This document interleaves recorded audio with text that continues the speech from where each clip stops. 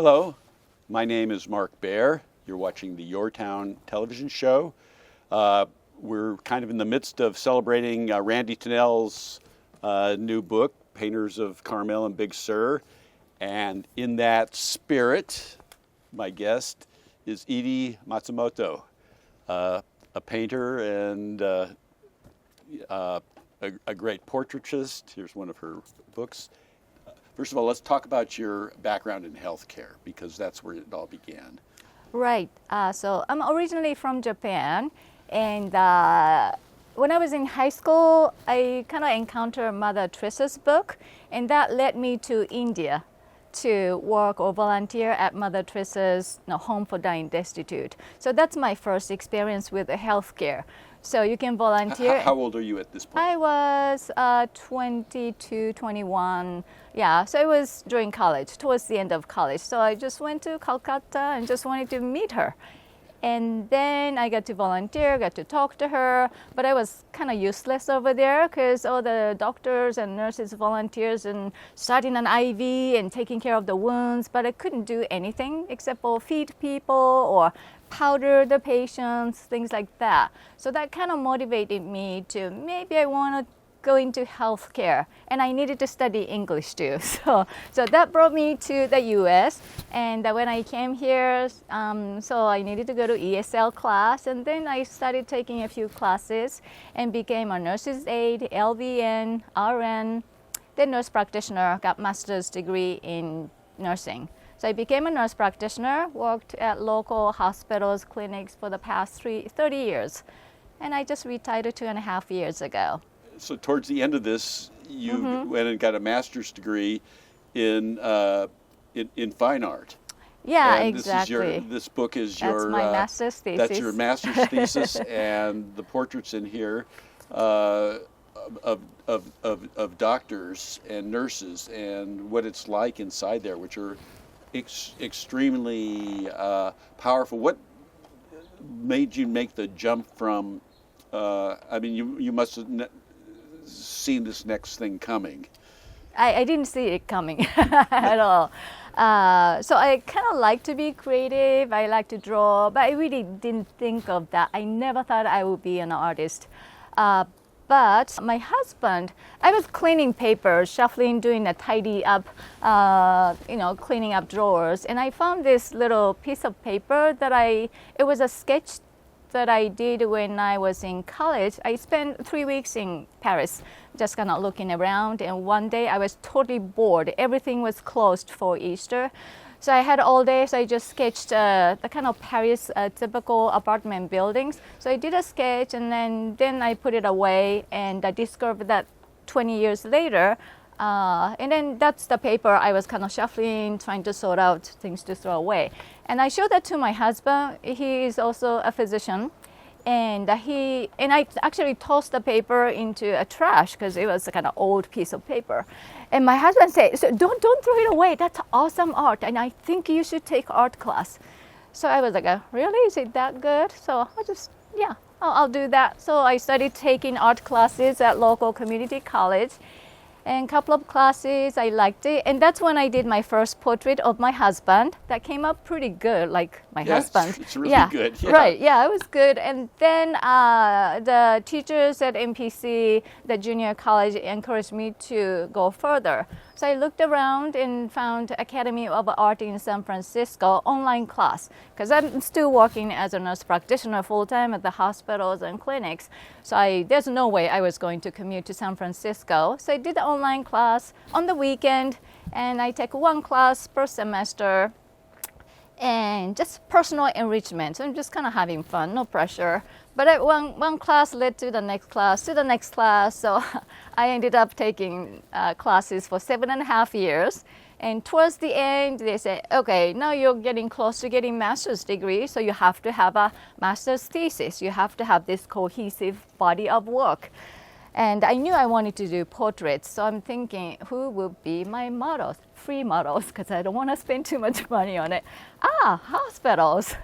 my nurses and physician colleagues and dietitians and psychologists. So I asked them if they would be willing to be my models and if I can do a photo shoot.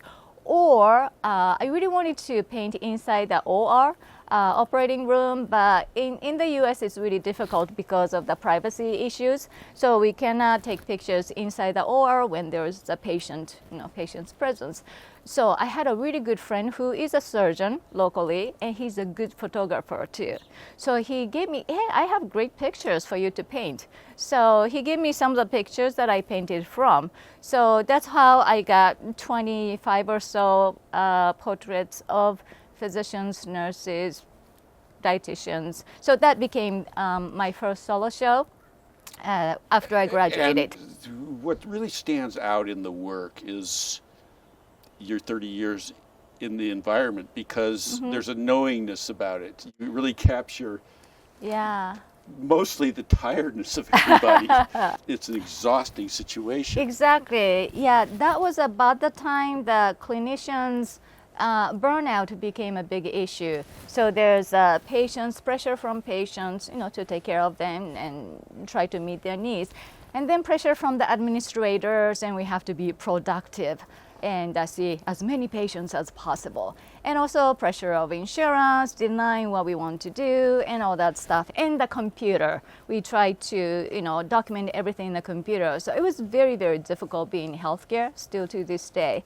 So I just wanted to depict not the rosy picture of healthcare, but reality, what we are facing. And maybe I can convey that to the public, and also for the fellow clinicians, maybe they feel like, oh, I'm not alone. So there was a conference in the National Academy of Medicine in DC. They were trying to collect the art that depict or encourage clinicians' well-being. And I entered a couple of my my husband's picture, like this one. And so this is when he was really stressed out. So this became sort of a poster boy. He became a poster boy of burnout. So my husband and I were invited to go to DC at National Academy of Sciences and present, show these paintings. So like you said, this is a reality, tiredness, fatigue, anguish, tough decisions that we were facing. So that's why I wanted to show. I'm a family nurse practitioner, but within family practice, I did everything, physical exam and all sorts of disease. But then I narrowed it down to endocrinology and diabetes.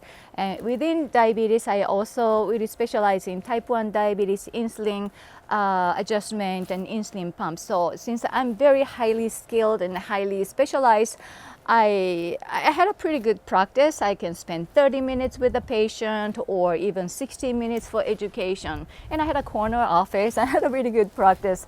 But on the other hand, my husband was really going through all the other, clinicians are going through, try to see patient within 15 minutes and do everything, all the demands, and then meet the administrator's demands, and also the computer, electronic medical records that came in for somebody who's been in practice for 50 years and trying to introduce that towards the end of his career. It was really difficult. So I kind of lived through that as well.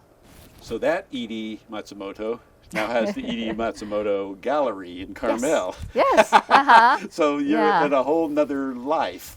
Right, yeah. So unexpectedly, so I left nursing. I left working in a healthcare setting. And I was, I got my master's degree, and I had a studio inside the Church of the Wayfarer, and I was there for about 6 years. And I just kind of painting, started to sell a little bit. And then there's before I get to the gallery, just this wearable art came into the picture. Oh, so that came first. That came first. Yeah, well, look actually, how beautiful this is. Thank you.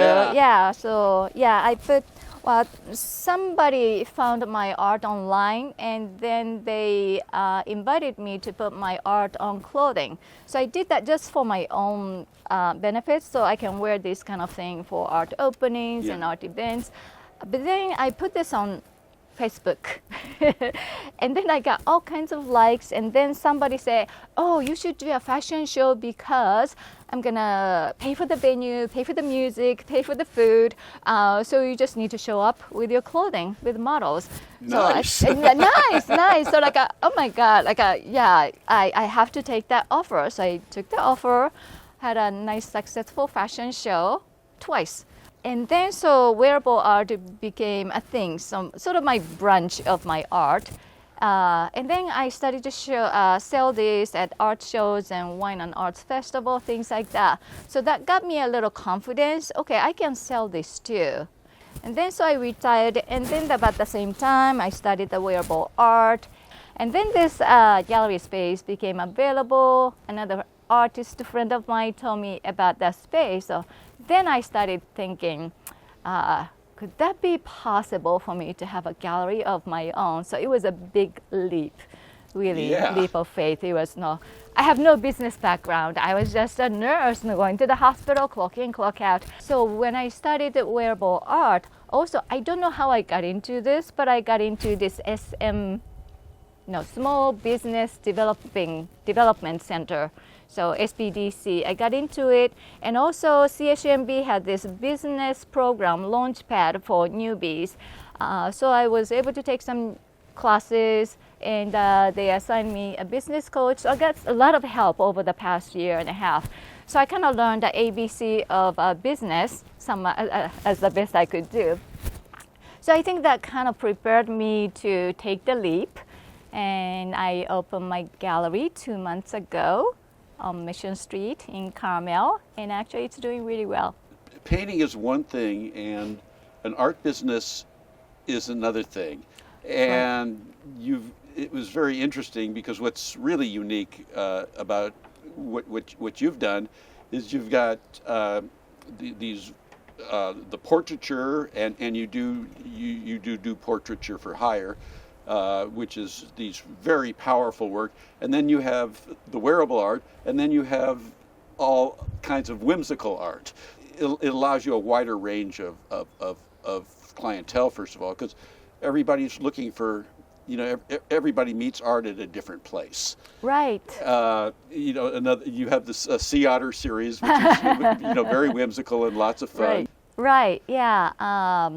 So I was painting kind of regular sea otters because I heard that sea otters are a good thing to sell for tourists. And I sold some regular sea otters floating in the oceans and being really cute and doing this and this. And then one time, local marine biologist, we have marine biology lab in Monterey, and especially the sea otter researcher person commissioned me to do the monk's scream, painting, famous painting. Yeah. Right, yeah. And then she said, I really love that painting, but I'm a sea otter researcher, so I want otter's face instead of human face. So I did that. She loved it. I loved it. And I said, so here's a light bulb moment. So I can do this with lots of other masterpieces. So then that's when I started doing Vermeer's, Girl with the Pearl Earring, the Van Gogh self-portraits with a bandage, with a pipe. And then you got the Warhol. I got the Warhol going. I got Velázquez. I got Dali. I got Da Vinci. I got Magritte. So it's just no stopping there. So I have about 50 others to paint, and I'm going to celebrities. Einstein is very, very popular. The Einstein otter. Yeah, Einstein otter. The Bohemian Club. How did that get going there? And explain a bit of what it is. Right. So I was thinking, even before I got the gallery space, I used to have some kind of artist friend come and visit my gallery, and we just chat about art. So I thought this is really cool to be able to have a space and where artists can gather and share and exchange information, show each other's art. And when I got the gallery space, I thought I really have to do this. So I talked to probably about 50 artists or creative people. It doesn't have to be visual artists, photographers, dancers, musicians, poets, writers. So I talked to a lot of people. Everybody thought it was a great idea. So I just launched a couple of months ago for once a month maybe more often later on. So people together and then really get to know each other. And then everybody, talk about their art. But usually we have a group time and everybody says something about themselves for a few minutes, and then I pick like 3 speakers each time, so it's their time to shine. They can showcase their art, or they can read their poem, they can talk about their book, or they can play music, or next time a filmmaker is going to show a short clip. So I really wanted to have a space the artists or any creative people can feel safe and get connection on a regular basis. Like if I go there, I know I have a bunch of friends there, the artist friend there. So that's one, big purpose. But also because of my journey of learning business, learning marketing, it's so hard. I think a lot of artists, especially visual artists, are kind of an introvert. So they don't want to be in front of camera like you do very well. Or Facebook, or people don't want to do marketing. They don't want to talk about their art, and selling is evil, business is evil, money making is greedy. So we have those kind of notion. A lot of people have this limiting beliefs about business and making money.